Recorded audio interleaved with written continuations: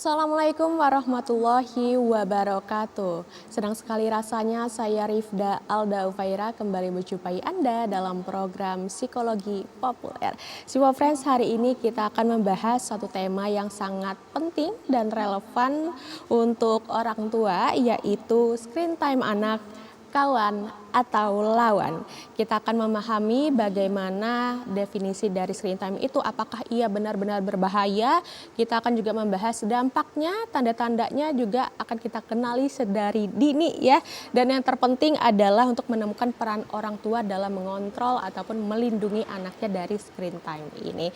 Dan di Studio TVRI Sumatera Selatan telah hadir narasumber kita tentunya dari anggota Himpunan Psikologi Indonesia wilayah Sumatera Selatan. Telah hadir Mas Riki Zalki, SPSI, MPSI, Psikolog. Selamat datang Mas Riki di TVRI Sumatera Selatan. Terima kasih Mbak Firda atas undangannya. Oke, gimana perasaannya Mas? Sedikit nervous ya. Oke, aman lah itu ya. Aman sih. Aman.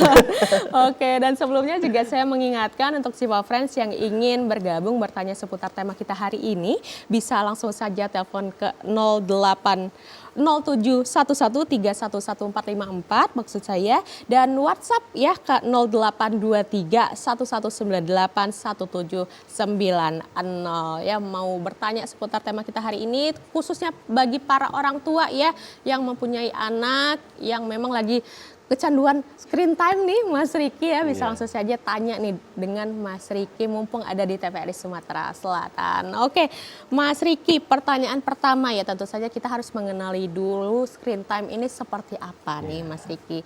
Definisinya sendiri terkait dengan screen time apa? Baik, mengenai definisi dari screen time, sebelum saya membahas mengenai definisi, mungkin kita melihat dulu ya fenomena sekarang ini, di mana selama 2 dekade akhir-akhir ini sudah terjadi banyak perubahan mengenai proses belajar anak, terus juga proses interaksi dan juga proses tumbuh kembang anak. Di mana mungkin di 2 dekade belakangan, anak-anak itu lebih sering bermain aktivitas di luar rumah gitu Mbak. Seperti bermain permainan tradisional, kelereng, dan berinteraksi dengan teman-temannya. Tapi di zaman sekarang ini, justru anak-anak itu lebih sering bermain di dalam rumah dengan menggunakan gadgetnya seperti itu ya Mbak ya. Yang mana itu kita sebut dengan screen time. Jadi definisi dari screen time itu adalah, screen artinya itu adalah layar dan time adalah waktu. Jadi screen time adalah semua waktu yang kita habiskan untuk melakukan aktivitas di depan layar digital Mbak Firda. Nah, kebanyakan orang-orang itu masih keliru nih Mbak Firda, yang menganggap bahwa screen time itu cuma bermain gadget ataupun bermain game saja.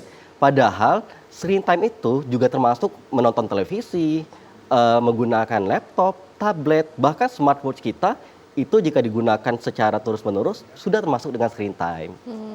Kalau zaman kita dulu TV aja adanya ya Mas Riki ya.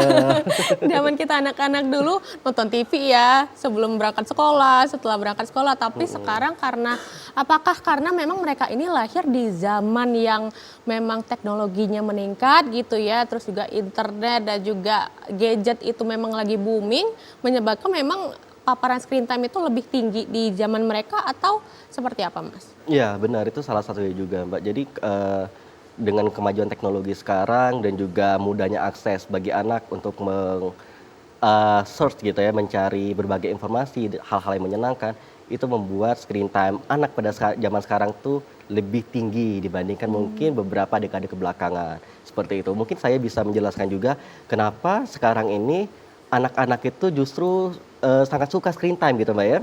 Yang pertama itu karena tadi di usia perkembangan anak, di usia sekitar 0 sampai dengan remaja seperti itu ya, otak anak tuh sedang berkembang dengan pesat. Jutaan neuron dalam otak kita itu saling terhubung seperti itu ya. Dimana untuk anak-anak usia prasekolah, mereka tuh sangat senang seperti melihat warna, terus melihat karakter-karakter yang lucu, suara-suara yang menarik, dan juga berbagai hal atau informasi yang baru.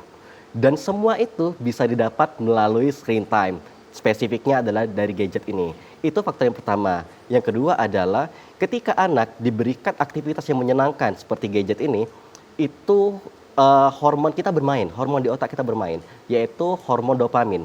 hormon dopamin ini ya berkontribusi dalam memberikan rasa senang seperti itu ya, dan juga memberikan motivasi untuk anak menagih terus nih aktivitas-aktivitas yang berulang seperti itu. Dan yang ketiga adalah karena di usia anak-anak sampai dengan remaja itu fungsi eksekutif anak tuh masih berkembang seperti itu. Otak yang mengontrol bagian kontrolan impuls, terus juga bagian mengambilan keputusan itu masih berkembang, sehingga memang untuk anak-anak itu sebaiknya perlu dapat didampingi oleh orang tua dalam proses screen time-nya seperti itu, Mbak Firda. Oke, ini di awal ini udah kompleks ya pembahasannya ya Mas Riki ya. Tapi mungkin yang saya penasaran juga, kita kan membahas anak ya. Kalau misalnya nanti orang tua nih mau telepon nih Mas ya terkait dengan anaknya, itu bisa di range berapa nih? Kita pembahasan anaknya di umur berapa sampai berapa? Oke, untuk anak boleh diberikan handphone seperti itu ya, untuk berinteraksi secara telepon gitu ya. Oke, untuk anak-anak sebenarnya ada beberapa batasan durasi seperti yang direkomendasikan seperti itu Mbak ya.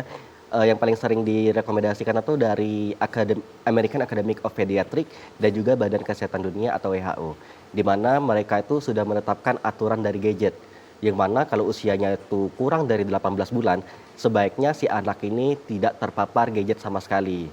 Tapi memang dalam hal kenyataannya seperti itu ya, banyak orang tua yang mungkin kerjanya di luar kota seperti itu ya, itu masih boleh untuk diberikan gadget seperti video call seperti itu ya, karena tadi itu masih termasuk dalam screen time interaktif.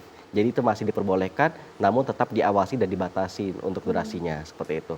Sedangkan untuk anak usia 18 sampai dengan 24 bulan itu sudah boleh diperkenalkan screen time, tapi sebaiknya screen time ini diperkenalkan dengan konten-konten yang edukatif seperti pengenalan warna, pengenalan hewan seperti itu, ataupun nyanyian-nyanyian yang dapat merangsang kemampuan anak untuk berkembang seperti itu.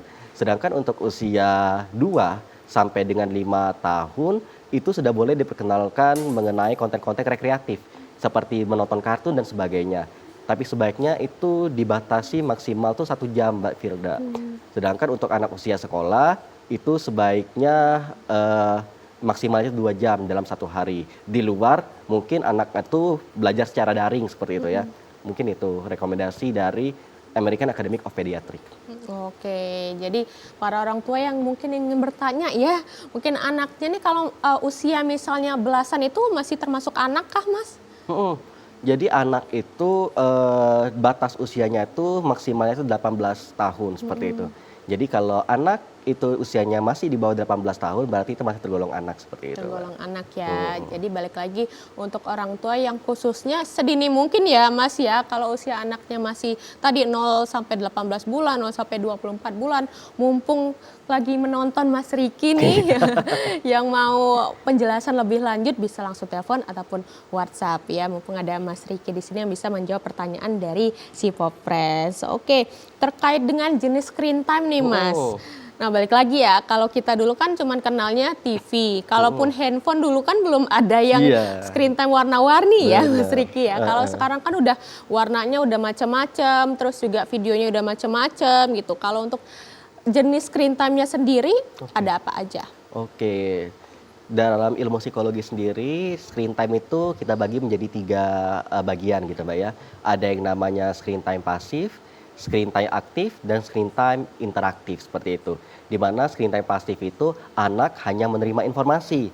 Seperti apa? Seperti anak yang menonton sosial media seperti itu. Di mana dia hanya menonton saja tanpa minim berpikir seperti itu ya.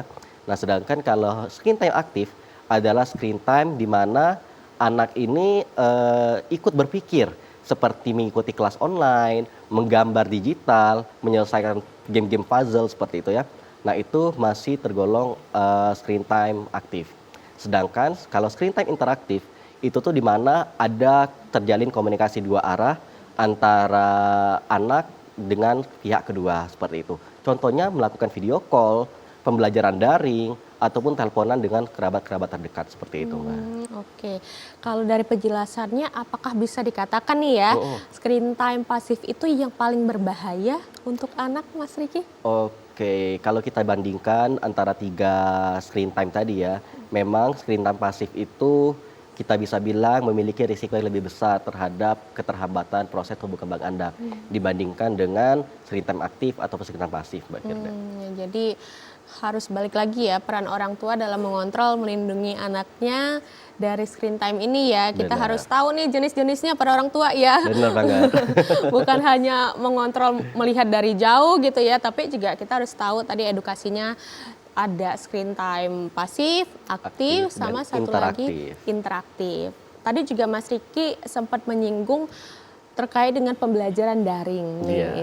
Kalau misalnya ada anak yang memang lahirnya itu mulai dari sekolahnya itu pas zaman COVID nih, Mas Riki ya, memang full itu daring. Nah, itu seberapa berpengaruh terhadap anak nih? Oke, itu kembali lagi dengan usianya gitu ya, Mbak ya. Apabila memang dalam pembahasan ini itu fungsinya itu untuk pembelajaran daring, berarti anak ini sudah memasuki usia sekolah gitu ya. Apalagi di zaman-zaman COVID kemarin kita tidak bisa menolak adanya teknologi dan juga perkembangan zaman seperti itu ya. Nah, kalau memang kasusnya seperti itu, sebenarnya masih diperbolehkan untuk anak-anak melakukan pembelajaran daring karena itu tadi termasuk dengan screen time interaktif di situ. Tapi sebaiknya memang di sela-sela interaktif daring tersebut tetap diberikan waktu untuk melakukan aktivitas yang lebih berkualitas di dunia nyata, seperti tetap menjalin hubungan baik dengan orang tua, tetap bermain di lingkungan sekitar seperti itu ya, dan tetap belajar melalui buku ataupun alat tulis yang benar-benar secara fisik bukan digital seperti itu, Mbak. Oke. Jadi sekarang kalau anak-anak mau beli buku fisik itu boleh banget ya? Boleh banget gitu, masih perlu itu. Masih perlu ya. Terus ini Mas, sekarang kan juga zamannya itu apa-apa digital dan termasuk juga ada olahraga elektronik gitu ya, Olahraga atau elektronik. e-sport tadi. Nah, sekarang kan juga banyak anak-anak itu cita-citanya jadi atlet e-sport atau cita-citanya juga misalnya jadi YouTuber. Tapi Oke. kita bahas satu-satu nih ya. Oke. Mungkin dari yang kalau misalnya anak-anaknya pengen jadi atlet e-sport nih gitu. Itu kan harus setiap hari latihannya Oke. di gadget ya. Iya. Nah, itu seperti apa Mas Riki? Oke, kalau kita membahas mengenai e-sport berarti memang orang tuanya juga secara sadar ya mengizinkan anaknya untuk terus berlatih seperti itu ya. Kalau memang kasusnya seperti itu sebenarnya tidak masalah karena tadi asalkan orang tuanya itu tetap mendampingi dan mengawasi aktivitas dari seorang anak. Selain itu juga kalau memang tujuannya adalah untuk aktif e-sport, biasanya anak ini juga tergabung ya dalam suatu klub atau komunitas seperti itu ya, di mana hal tersebut juga dapat melatih kualitas dia untuk berinteraksi di lingkungan sekitar itu masih boleh. Tapi sekali lagi, walaupun sebanyak mungkin anak itu berlatih secara online atau e-sport ini, disarankan kebutuhan dasar anak itu tetap jaga apa aja, seperti tidur yang cukup, terus tetap belajar dan juga berinteraksi secara nyata dengan teman-teman di sekitar lingkungan, menyediakan waktu untuk mengobrol dengan orang tua seperti itu tetap harus dijaga sebaik mungkin seperti itu. Jangan terlalu fokus dan terlalu banyak menghabiskan waktu untuk berlatih e-sport screen time tanpa mempedulikan aktivitas lain yang ada di dunia nyata seperti itu. Balik lagi peran orang tua tadi ya Peran Mas orang ya, tua apalagi kuncinya. kalau memang masih anak-anak, kalau beranjak remaja mungkin sudah bisa punya keputusan sendiri ya. Benar. Pengennya seperti apa, bagusnya salahnya seperti apa gitu ya. benar. Kalau misalnya tadi kan e-sport ya, Mas ya, tadi kita bahas terkait misalnya sekarang yang pengen jadi YouTuber gitu, Oke. yang tiap hari ngonten gitu. Nah, itu seperti apa? Tapi tunggu dulu Mas Riki. Kita akan bahas setelah jeda pariwara berikut ini. Tetaplah bersama kami dalam Psikologi Populer.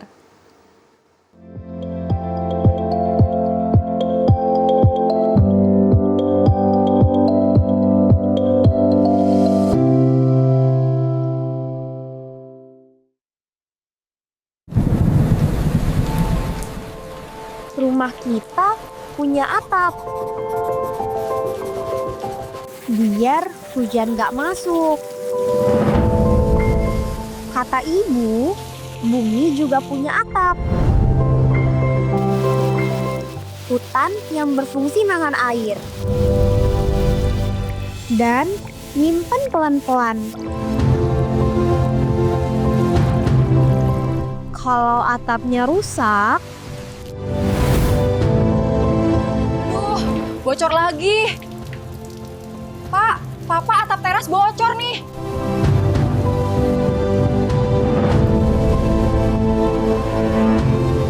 Kayak gini kalau hutannya hilang.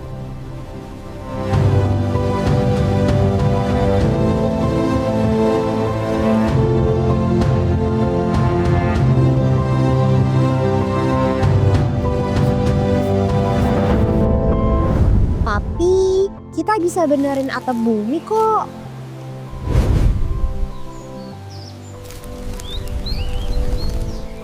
Nadia, sudah malam. Yuk tidur, Nak. Biar kita bisa tidur tenang.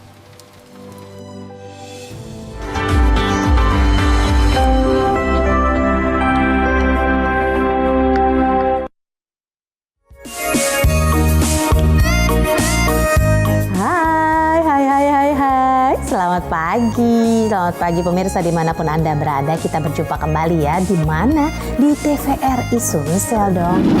Engkau yang cantik, engkau yang manis. Menyambut pagi yang penuh semangat, luangkan waktumu untuk berkaraoke bersama melalui layar kaca TVRI Sumatera Selatan. Karaokean You setiap Senin dan Kamis pukul 10 hingga pukul 11 waktu Indonesia Barat.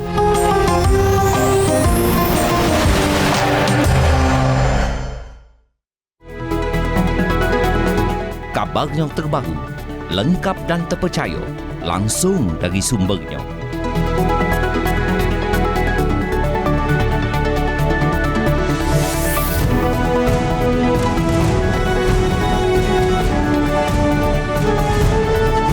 Disaji ke Maki Baso Palembang, ngabar ke cerita hangat terkini, aktual tentang perkembangan dan kejadian penting di tengah masyarakatnya.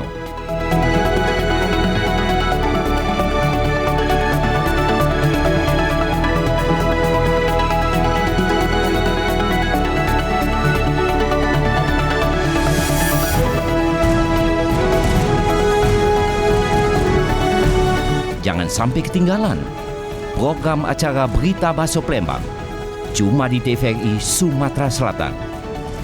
TVRI, media pemersatu bangsa.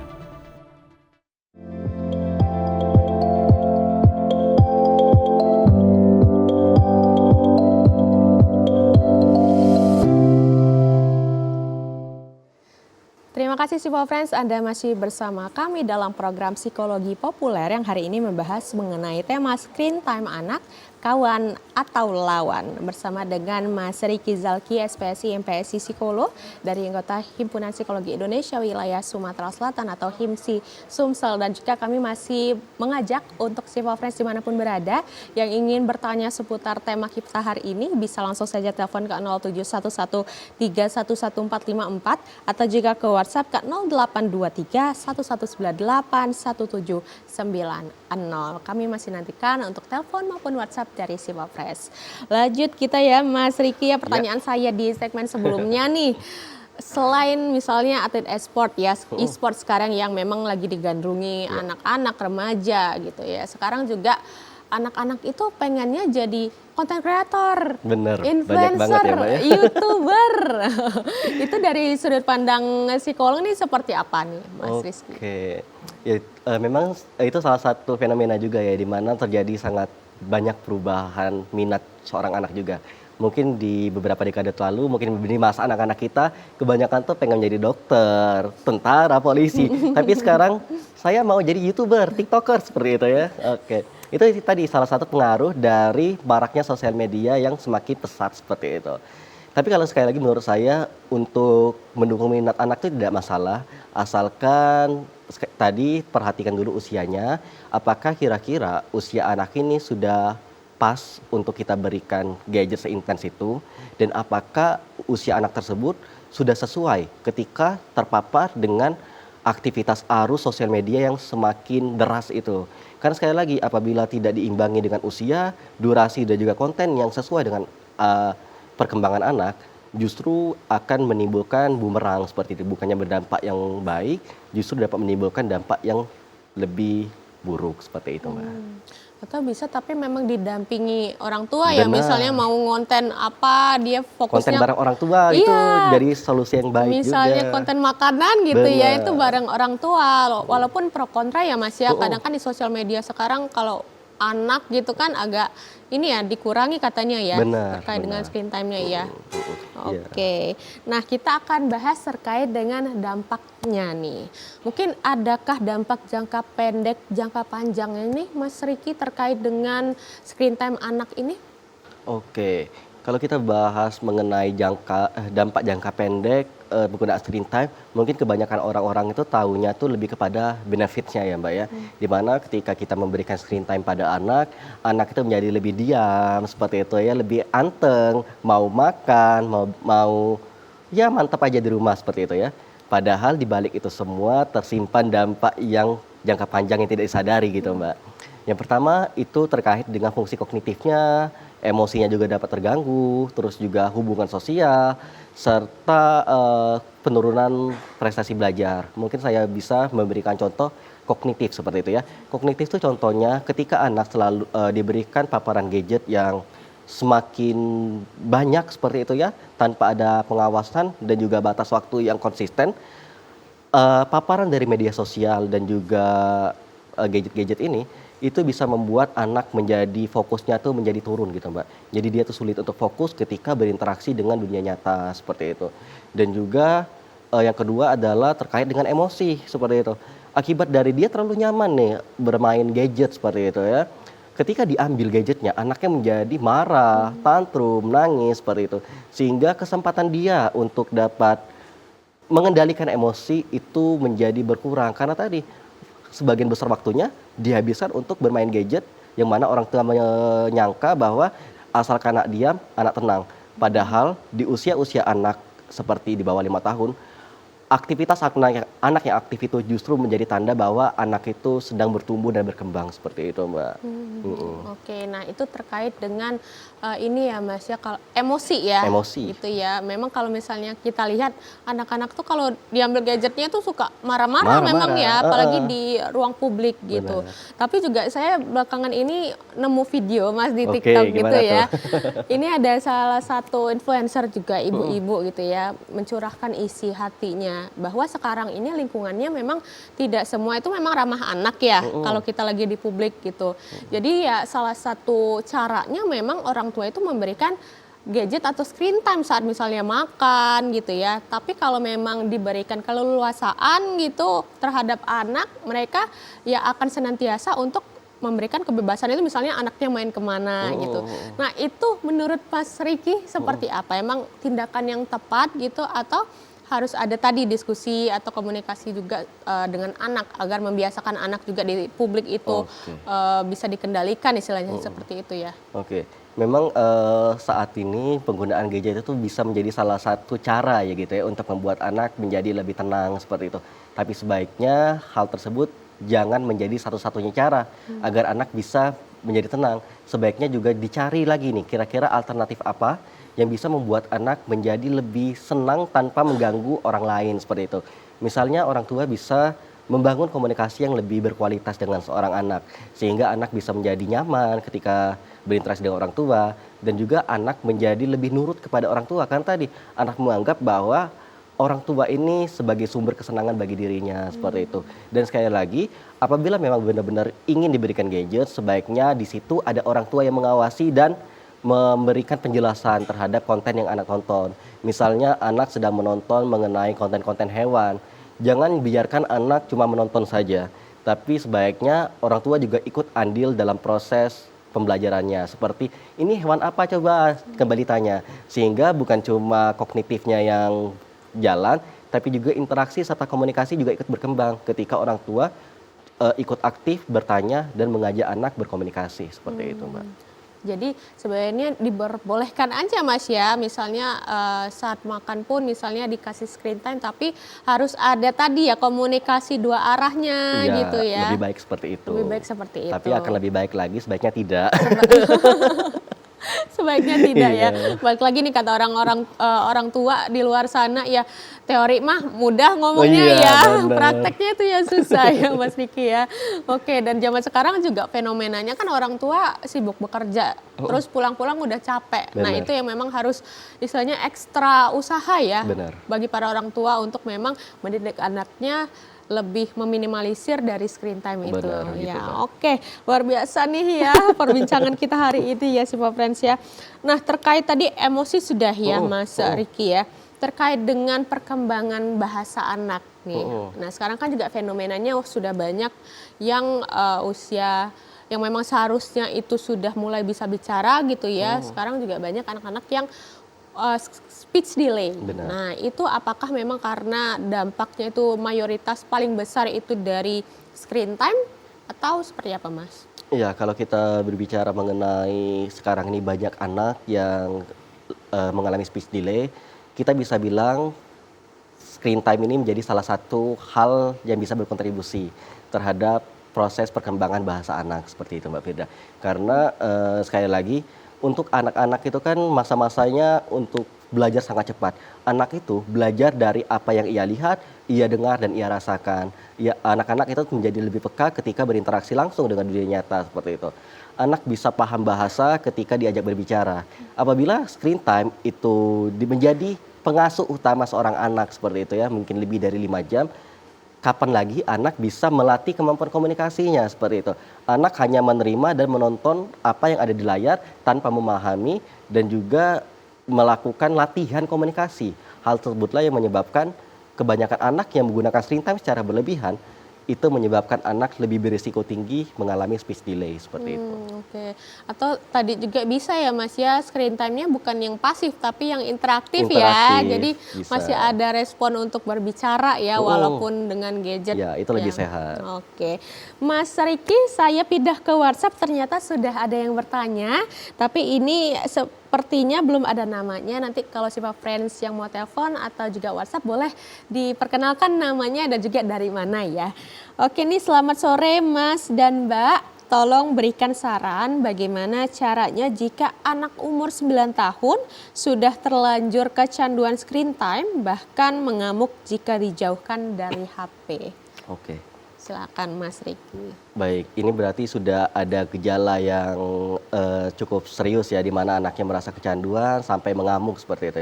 Yang pertama yang perlu dilakukan oleh orang tua tentu saja mulai mengevaluasi aktivitas yang dilakukan oleh anak. Kira-kira apa ini yang salah? Apakah anak ini memang terlalu dibebaskan menggunakan gadget seperti itu? Apakah interaksi dengan orang tuanya yang kurang atau seperti apa seperti itu? Dan sekali lagi mungkin kalau dampaknya itu sudah sampai mengganggu aktivitas keseharian, sampai tadi katanya bilang mengamuk, sampai melakukan tindakan yang mungkin merusak barang, itu sebaiknya memang memerlukan tindakan lebih lanjut kepada tenaga profesional seperti psikolog atau psikiater agar kita bisa melihat lagi nih asesmennya, kira-kira anak ini apakah benar tindakan agresifnya itu disebabkan oleh gadget atau ada hambatan-hambatan lain yang tidak disadari oleh orang tua seperti itu. Jadi kalau memang sudah sampai dampaknya itu cukup besar seperti tadi merusak barang ataupun mengamuk, sebaiknya segera untuk dievaluasi, stop dulu gadgetnya, banyak berkomunikasi dengan anak tersebut dan segera melakukan konsultasi lebih lanjut kepada tenaga profesional seperti itu. Oke, itu tadi ya Ibu atas pertanyaannya sudah dijawab oleh Mas Riki di sini, semoga membantu. Jadi diharapkan sih memang mencari tenaga profesional sesegera mungkin Iya, ya. benar. Oke, terima kasih Bu. Dan masih ada beberapa pertanyaan lagi nih Mas Riki ya. Namun nampaknya kita akan jeda sejenak ya, jeda sejenak. Nanti kita akan menjawab nih pertanyaan-pertanyaan dari WhatsApp lagi setelah jeda pariwara berikut ini. Tetaplah bersama kami di Psikologi Populer.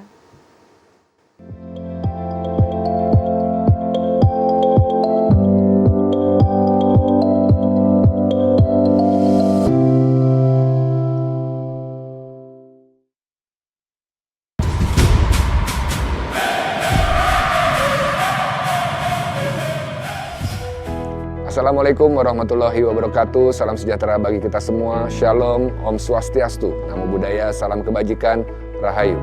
Selamat malam Indonesia. Malam ini dari Sabang hingga Merauke, dari kota-kota besar hingga pulau-pulau terluar negeri. Jutaan mata tertuju pada satu layar yang sama, layar milik kita bersama, TVRI. Izinkan saya mewakili seluruh keluarga besar TVRI menyambut ibu, bapak, dan para pemirsa di seluruh penjuru negeri untuk berkumpul menyaksikan puncak pesta sepak bola terbesar, partai final Piala Dunia FIFA 2026.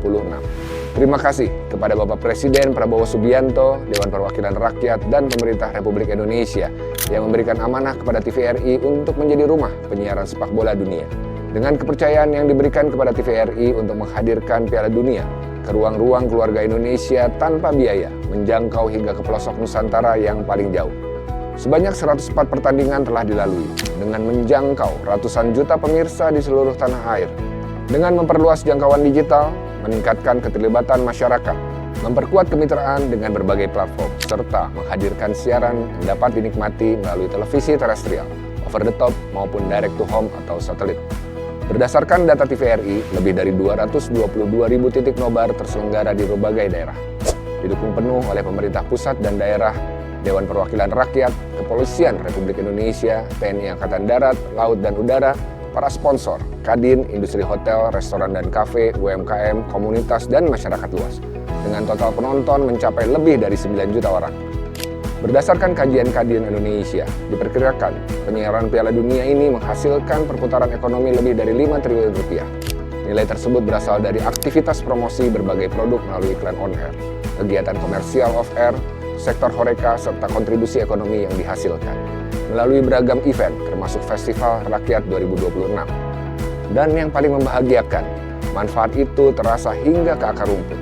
Survei Lokadata menunjukkan bahwa setiap kegiatan nobar turut menggerakkan belanja masyarakat yang secara langsung dinikmati oleh para pelaku UMKM. Data ini menjadi bukti bahwa televisi publik mampu menghadirkan siaran kelas dunia yang menjangkau seluruh lapisan masyarakat. Secara bertahap, TVRI melakukan penyegaran program, pembaruan studio dan identitas visual, peningkatan kualitas penyiaran dan penyiar, penguatan promosi on-air, transformasi digital, serta kolaborasi hexahelix stakeholders untuk menjadikan TVRI sebagai simpul kreatif bangsa. Ini adalah komitmen TVRI untuk menghadirkan televisi publik yang semakin modern, relevan, dan berkualitas. Perjalanan sepak bola dunia di TVRI tidak berhenti malam ini. Kepercayaan yang kami emban akan terus berlanjut melalui Piala Dunia FIFA U17 di 2026 dan Piala Dunia Wanita FIFA 2027. Pencapaian ini tentunya tidak mungkin terwujud tanpa kerja bersama. Terima kasih kepada Dewan Pengawas TVRI, kru yang bertugas, mulai dari tim peliputan, tim studio, tim pengembangan usaha, sampai dengan tim transmisi di pelosok negeri. Juga para kepala stasiun, tim penyiaran daerah, dan seluruh insan TVRI yang telah bekerja keras memastikan siaran Piala Dunia dapat dinikmati masyarakat Indonesia. Terima kasih, dukungan Anda semua menjadi bagian penting dari keberhasilan ini. TVRI akan selalu hadir untuk menemani, menghibur, dan memberikan manfaat sebesar-besarnya bagi masyarakat.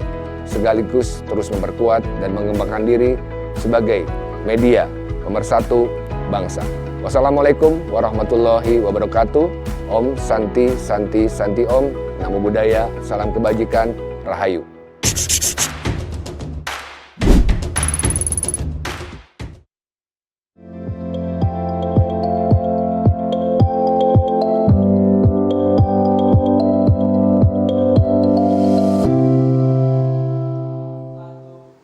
Terima kasih Sipo Friends, Anda masih bersama kami dalam program Psikologi Populer yang hari ini masih membahas mengenai tema screen time anak, kawan atau lawan bersama dengan Mas Riki Zalki SPSI MPSI Psikolog selaku anggota HIMSI Sumsel atau Himpunan Psikologi Indonesia Wilayah Sumatera Selatan. Dan juga kami masih mengingatkan untuk Sipo Friends yang ingin bertanya seputar tema kita hari ini, khususnya para orang tua ya, bisa langsung saja telepon ke 071131144 atau juga ke WhatsApp 082311981790. Oke, nampaknya Mas Riki ada pertanyaan lagi dari WhatsApp. Ini sudah ngantri nih Mas Riki ya. Siap untuk menjawab? Tentu siap. Oke nih, ini sebenarnya ini ya pertanyaannya kayak lanjutan nih dari pertanyaannya sebelumnya. Tapi ini dari Ibu Ana di Pali.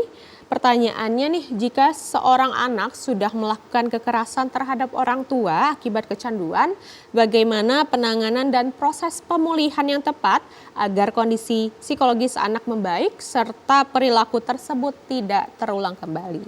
Oke, mungkin ya benar ya, menyambung dari penjelasan tadi, apabila memang anak itu sudah menunjukkan gejala-gejala yang berat, seperti sudah menyakiti orang tua ataupun orang-orang di sekitarnya, sebaiknya memang perlu dievaluasi lebih lanjut dan segera dilakukan penanganan oleh tenaga profesional seperti itu. Tapi yang bisa orang tua lakukan adalah yang pertama, stop dulu gadgetnya, dibatasin dulu.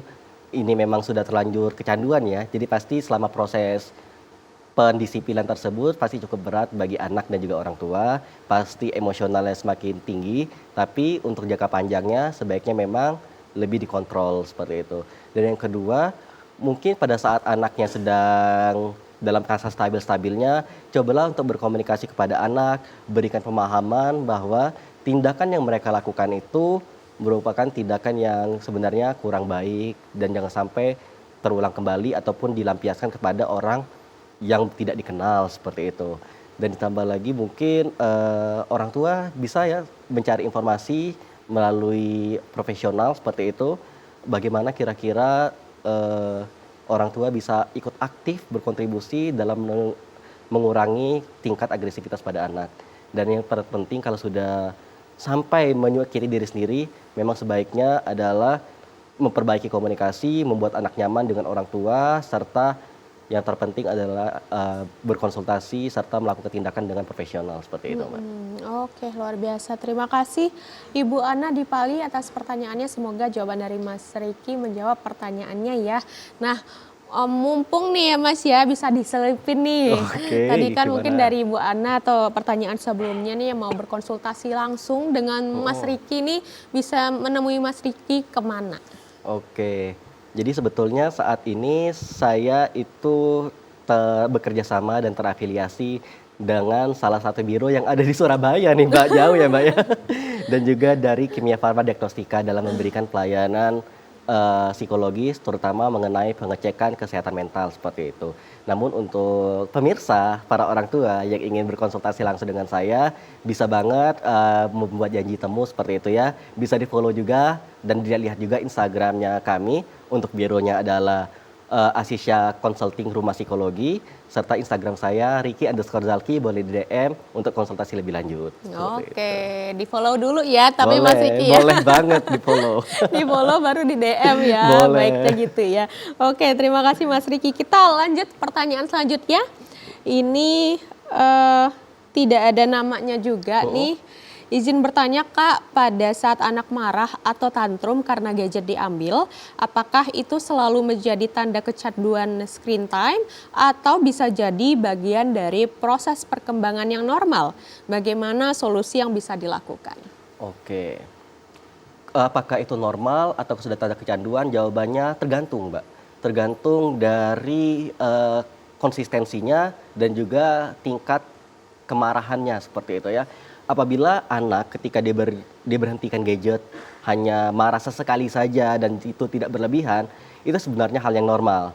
Karena tadi seperti yang saya jelaskan di segmen pertama tadi bahwa otak anak itu memang dirancang untuk menyukai gadget, di mana ada kontribusi neurotransmitter dopamin di sana yang membantu anak menjadi senang ketika bermain gadget gitu ya.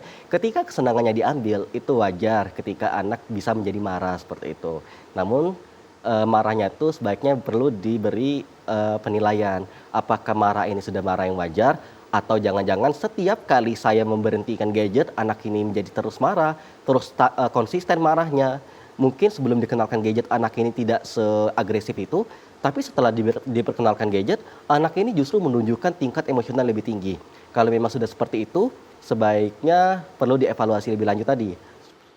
Batasi penggunaan screen time-nya dan juga berkomunikasi dengan anak bahwa anak juga perlu aktivitas selain screen time yang untuk mendukung tumbuh kembang dan kebaikannya seperti itu. Oke, jadi tergantung ya Mas ya, kita lihat frekuensinya dulu ya. Juga. Apakah sesering itu gitu ya. Oke. Terus mengenai bagaimana nih cara mengatasinya? Untuk mengatasinya sendiri itu orang tua bisa kembali lagi berdiskusi dengan anak, tapi kan ini kasusnya mungkin anaknya sudah terlanjur suka ya dengan gadgetnya. Jadi orang tua harus secara bertahap nih untuk menghentikan anak untuk menggunakan gadget dengan cara yang tidak sehat seperti itu ya. Yang pertama yang bisa dilakukan adalah ikut berkontribusi mendampingi anak bermain gadget. Seperti ketika anak sedang menonton konten-konten seperti kartun di YouTube misalnya seperti itu, orang tua juga ikut nimbrung dan juga menanyakan kepada anak seperti tadi, seperti itu, agar anaknya merasa aku tidak sendirian, aku juga diperhatikan seperti ini. Ketika anak sudah merasa nyaman seperti dengan orang tua, dia merasa diperhatikan, secara bertahap nanti anaknya bisa lebih nyaman dan nurut nih dengan instruksi orang tua. Sehingga nantinya intensitas kemarahan yang tinggi tadi dapat lebih berkurang ketika orang tua mengajak anak untuk berhenti bermain gadget dan bergantinya dengan aktivitas yang lebih menarik lagi di dunia nyata. Seperti menggambar, menyusun puzzle, ataupun melakukan hobi-hobi yang anak sukai seperti itu. Oke, luar biasa, itu bisa diterapkan ya ibu-ibu, bapak-bapak di rumah maupun tadi ya kalau misalnya anak sedang tantrum, tadi dilihat juga frekuensinya. Kalau masih memang jarang berarti bisa dilakukan ya Mas ya. Kalau frekuensinya sudah sering itu memang butuh untuk ke profesional. Oke, ini ada pertanyaan lagi Mas Riki dari WhatsApp nih. Ini panggilnya dok tapi ya, ini kita bukan dokter ya, bukan di Halo Dokter, kita bukan Halo Dok. kita di Psikologi Populer, jadi psikolog, Mas Mbak. Iya, gitu Mas ya. Mbak atau ini Mas Psikolog gitu ya. Ini bagaimana cara membangun komunikasi yang sehat di keluarga agar anak mau cerita, bukan lari ke HP. Mitos atau fakta nih dok, radiasi HP bisa menyebabkan kanker. Nah ini agaknya memang ke dokter ya kalau radiasi HP ini menyebabkan kanker otak dan ADHD pada anak. Nah kalau ADHD mungkin bisa dijawab ya. Nah silahkan Mas Riki. Oke, bagaimana cara kita membangun komunikasi dengan anak seperti itu ya, agar anak lebih memilih orang tua dibandingkan gadgetnya. Seperti yang sudah saya katakan tadi, mungkin orang tua juga harus memahami anak, karena terkadang orang tua ini nih perannya itu seperti bos bisa kita bilang ya. Saya lebih tahu kebutuhan kamu tuh hanya perlu nurut apa yang ibu katakan, karena ibu tahu apa yang hal baik dengan kamu. Padahal anak juga perlu adanya proses diskusi dua arah seperti itu. Jangan merasa bahwa orang tua tahu segalanya tanpa melibatkan anak dalam proses pengaturannya seperti itu. Jadi mungkin untuk para orang tua bisa lebih dibangun lagi nih komunikasi yang nyaman, mulai dari aktivitas yang menyenangkan bagi anak. Coba cari tahu dulu aktivitas anak yang disukai anaknya apa. Oh, anak ini suka nih ketika dia diajak jalan-jalan ke taman seperti itu. Oke, kalau seperti itu cobalah perbanyak aktivitas bersama anak dengan jalan-jalan ke taman sambil melakukan pendekatan dengan anak itu dengan berkomunikasi seperti itu.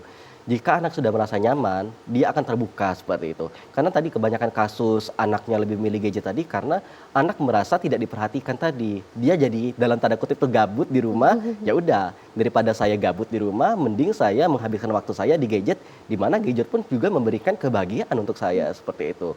Nah, terkait tadi mitos ataupun fakta, apakah radiasi HP menyebabkan kanker, mungkin itu lebih karena dokter ya Pak ya. Tapi kalau mengenai ADHD, sebenarnya kita tidak bisa bilang bahwa penggunaan screen time bisa secara langsung menyebabkan anak mengalami ADHD tadi. Karena ADHD ini kan adalah kondisi di mana terjadinya hambatan dalam proses perkembangan syaraf anak atau neurodevelopmental seperti itu ya. Di mana itu tuh yang terjadi tuh lebih kepada faktor biologis dan juga faktor genetiknya yang lebih berperan. Nah, tapi memang kebanyakan anak bermain gadget dengan durasi yang tidak dibatasi menyebabkan kesempatan anak untuk belajar bahasa, untuk belajar mempertahankan fokus, untuk belajar berkomunikasi itu menjadi kurang. Seperti itu. Dia lebih banyak memperhatikan gadget, di mana gadget itu kan apalagi konten-konten cepat seperti TikTok atau YouTube Short gitu kan, setiap 20 detik sekali berubah kontennya, sehingga anak terbiasa untuk mendapatkan stimulus secara instan dan tidak mampu mempertahankan fokusnya ketika di dunia nyata. Hal itulah yang menyebabkan ketika di dunia nyata anak ini seolah-olah memiliki gejala ADHD. Padahal itu bukan ADHD, tapi proses perkembangannya itu yang belum terlatih secara maksimal akibat dari terlalu banyak menggunakan gadget seperti itu. Oke, jadi sebenarnya bisa di asesmen lebih lanjut ya Mas Riki ya ke tenaga profesional Benar tadi. banget, Mbak. Oke Mas Riki, kita akan lanjutkan lagi di segmen terakhir. Namun Siap. setelah jeda pariwara berikut ini tetaplah bersama kami di Psikologi Populer.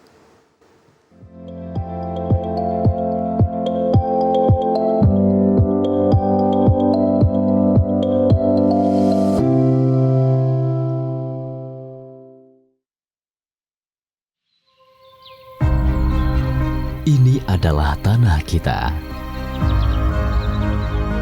Tempat di mana setiap nafas menghembuskan semangat membara. Dari suara palu yang menggelegar, hingga benang yang menyatu dalam tenunan.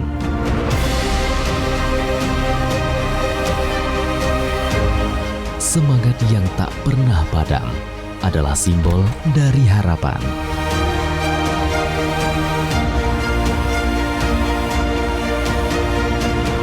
Dari kekuatan yang tak akan pernah pudar untuk berdiri bersama.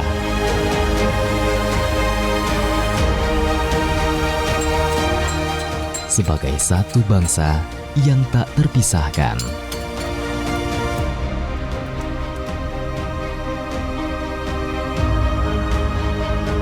Yuk. Nah, berikut gak? Ayo.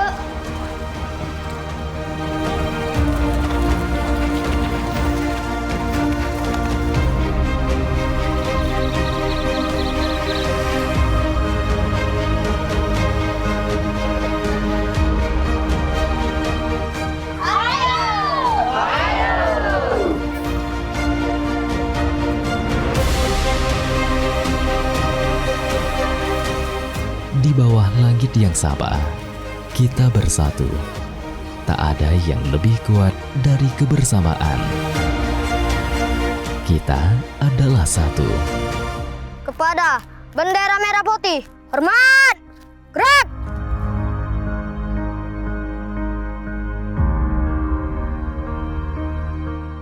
Kita adalah Indonesia.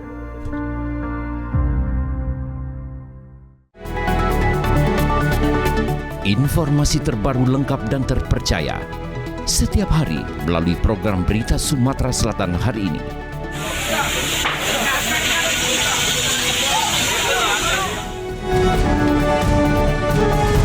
Kami menyajikan berita hangat dari berbagai wilayah di Sumatera Selatan.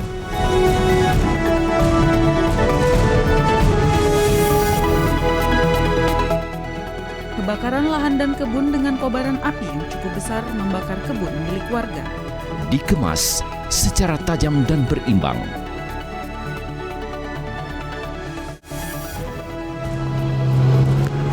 Tim gabungan dari Basarnas Polsek Rawas Ilir BPBD Muratara. Jangan lewatkan Sumatera Selatan hari ini.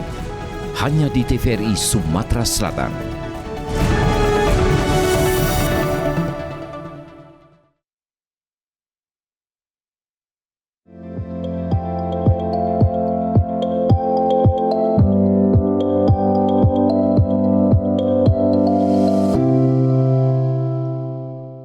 Terima kasih Sipo Friends, Anda masih bersama kami dalam program Psikologi Populer yang hari ini masih membahas mengenai tema screen time anak, kawan atau lawan bersama dengan Mas Riki Zalki, SPSI, MPSI Psikolog, selaku anggota Himpunan Psikologi Indonesia wilayah Sumatera Selatan. Dan juga kami masih mengingatkan untuk Sipo Friends dimanapun berada yang ingin bergabung bertanya seputar tema kita hari ini, bisa langsung saja telepon ke 0711311454 atau juga ke WhatsApp ke 082311981790. Oke Mas Riki, tadi kan kita sudah bahas ya terkait dampak-dampaknya. Tapi untuk dampak jangka panjang nih Mas ya. Bila orang tua tidak bisa mengontrol, tidak bisa melindungi anaknya dari screen time ini, apa nih dampak jangka panjang? Oke, ya di luar dari tadi ya kognitifnya jadi sulit fokus, prestasi belajar yang menurun, kemampuan interaksi dan juga bahasanya menjadi berkurang. Apabila orang tua tidak ikut aktif dalam memberikan pengawasan dan kontribusi secara langsung dalam proses screen time anak ini takutnya nanti terpapar konten-konten yang negatif serta penggunaan media sosial yang tidak tepat seperti itu. Apalagi kan sekarang ini banyak banget nih konten-konten seperti cyberbullying yang terlibat di media sosial. Apabila anak sudah sampai terpapar hal tersebut seperti itu ataupun menjadi korban dalam tanda kutip bullying dari netizen, itu ya tadi beresiko menyebabkan anak menjadi lebih stres, depresi bisa juga, dan juga hal tersebut membuat tentu saja proses perkembangan anak menjadi lebih terhambat lagi, yang tentunya bisa berdampak kepada kemampuan anak untuk dapat percaya diri di lingkungan sosial seperti itu, Mbak. Oke, walaupun permasalahan ini dari kecil, tapi berdampaknya bisa nanti saat dia Bisa dewasa menjadi gitu luka ya. nanti dianya. Oke, luar biasa nih Mas Ricky. Kita beralih ke apa sih yang harus dilakukan oleh orang tua nih Mas ya. Sudah peran orang tua ini sepenting apa, dan juga apa langkah awal, langkah pertama yang memang harusnya dilakukan dan biasanya sangat efektif untuk dilakukan orang tua. Oke, kalau saya sih ada trik nih Mbak Firda. Namanya itu adalah 3, 2, dan 1 seperti itu. 3 ini adalah batasi 3 tempat yang tidak boleh dilakukan gadget ataupun tidak boleh screen time pada anak seperti itu ya. Dan tentu saja sebaiknya disepakati bersama dengan anaknya. Kalau dari rekomendasi saya sendiri, sebaiknya 3 tempat tersebut jangan di tempat tidur, jangan di toilet, dan juga jangan pada saat makan ataupun di tempat makan. Kenapa? Karena pada saat di tempat makan itu sebaiknya dimanfaatkan untuk dapat menjalin hubungan baik dengan keluarga, membangun interaksi yang positif, interaksi yang aktif, dan menjalin kedekatan yang berkualitas antara anak dan juga keluarga. Sehingga sebaiknya screen time itu sangat dibataskan ketika sedang berada di ruangan makan seperti itu. Sedangkan kalau di tempat tidur itu sebaiknya juga dihindari karena kita tidak bisa memantau nih Mbak, apa yang dilakukan anak seperti itu ya, konten apa yang ia paparkan seperti itu. Sehingga nantinya bisa beresiko buruk kepada anaknya seperti itu. Dan juga halnya sama seperti di toilet karena kita tidak bisa memantaunya. Dan alangkah baiknya screen time itu orang tua bisa menetapkan aturan hanya digunakan di ruang tamu. Kenapa? Ketika anak bermain screen time di ruang tamu, orang tua juga dapat ikut mengawasi, ikut berkontribusi, dan juga berinteraksi kepada anak. Sehingga orang tua bisa memastikan bahwa konten yang anak konsumsi ini sesuai dengan usia perkembangan anak dan tidak melenceng kemana-mana seperti itu Mbak. Itu ketiga. 2 adalah 2 jam maksimal screen time pada anak seperti itu. 2 jam screen time pada anak untuk usia sekolah seperti itu ya. Sehingga orang tua bisa memastikan bahwa penggunaan gadget pada anak ini sudah sehat. Sedangkan 1 adalah maksimal 1 jam sebelum tidur screen time harus sudah dilepas seperti itu. Sehingga nantinya tidak berdampak buruk bagi kualitas tidur seorang anak seperti itu. Jadi ingat 3, 2, 1 seperti itu. Oke, bukan pose foto ya. Bukan ya. Tapi ini apa yang harus dilakukan orang tua untuk tadi mengontrol screen time anak. Bener. Nah, perlu ini juga nggak Mas, scheduling gitu ya. Tadi kan sudah ada waktunya tuh, misalnya maksimal 1 hari 2 jam gitu. Bisa biasanya kan orang tua juga punya strateginya masing-masing ya. Ada yang weekdays-nya memang nggak boleh pegang HP gitu, tapi di weekend misalnya boleh setengah hari misalnya gitu. Nah, itu bisa dilakukan juga dengan modifikasi atau dengan diskusi dengan anak, bisakah atau baiknya seperti apa? Ya itu sangat bisa dilakukan untuk anak dan orang tua, tapi sebaiknya memang dalam menetapkan aturan anak juga dilibatkan. Jadi sehingga anak itu lebih diperhatikan, lebih merasa diperhatikan daripada diperintah seperti itu. Ketika Anda merasa lebih diperhatikan, anak akan lebih menerima aturan yang setelah disepakati bersama, sehingga resiko anak untuk membantah aturan tersebut lebih kecil seperti itu Mbak.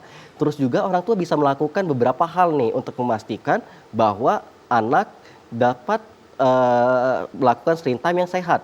Yang pertama, bisa memanfaatkan fitur seperti Google Family Link seperti itu Mbak, di mana orang tua bisa melihat nih konten apa saja sih yang dikonsumsi oleh anak, sudah berapa lama anak itu melakukan screen time, dan kira-kira apa saja yang di-searching anak di Google seperti itu. Jadi itu bisa sangat membantu orang tua dalam memantau anak tuh lagi aktivitas seperti apa. Ditambah lagi kan sekarang ini gadgetnya semakin canggih ya Mbak ya. Jadi banyak banget nih fitur parents yang bisa dimanfaatkan. Timer juga bisa dilakukan setiap 2 jam, otomatis gadgetnya mati seperti itu ya. Dan masih banyak lagi hal-hal usaha orang tua agar bisa membuat screen time-nya menjadi sehat seperti itu. Oke. Nah, kalau ini nih Mas ya, balik lagi ke peran orang tua dengan fenomena yang sekarang itu kan mereka bekerja. Bekerja juga biasanya pakai gadget gitu. Bagaimana pentingnya peran role model dari orang tua nih Mas ya? Apakah itu tuh benar-benar penting banget gitu ya sebagai orang tua menjadi role model gitu, atau ya kalau misalnya nggak ada anak ya udah kita bebas aja, atau seperti apa nih Mas? Oke, itu sangat penting ya Mbak, itu paling penting menurut saya. Orang tua itu adalah media belajar utama anak dari dia kecil seperti itu ya.